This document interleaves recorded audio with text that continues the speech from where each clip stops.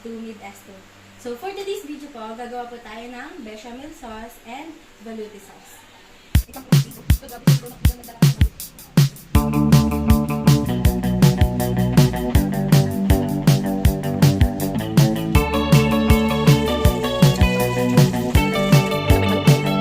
So, ayun po, magpapainit muna tayo ng kawali.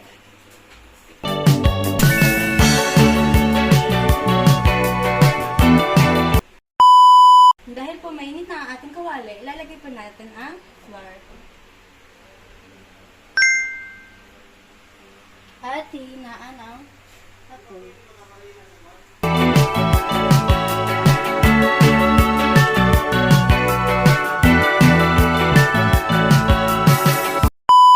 Dahil po naamoy na natin ang ating flour, lalagay naman po natin ang butter.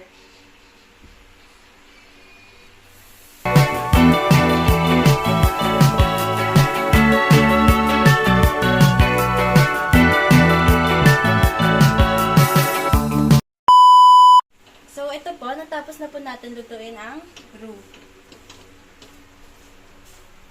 After po niyan, lalagyan na po natin ng milk.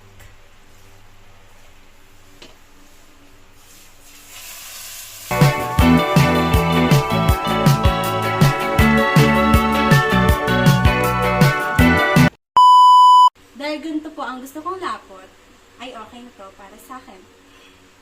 At lalagyan na po natin ng asin.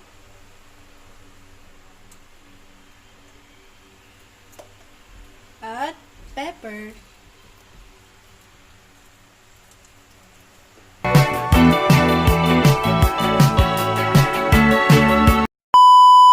Dahil po, mas gusto ko po, mas creamy siya, lalagyan natin siya ng cream.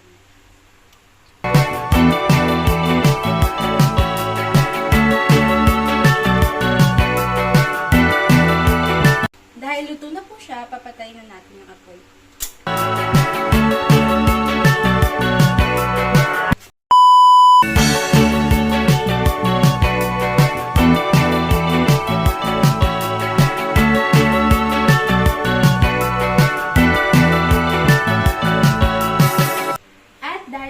Natin ang bechamel sauce, gagawin naman po natin ang baluti sauce. Let's go!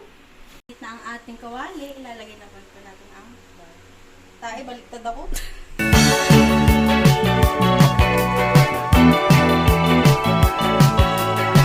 Brown na po siya, lalagay naman po natin ang margarine. Alright.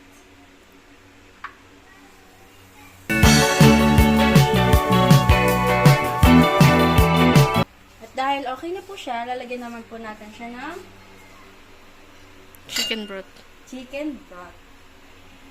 Chicken broth.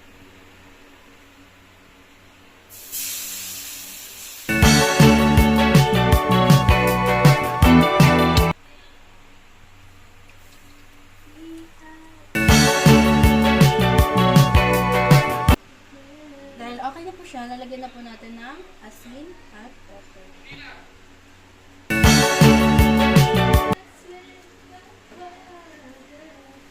Mas maraming pepper, mas masarap. Tama.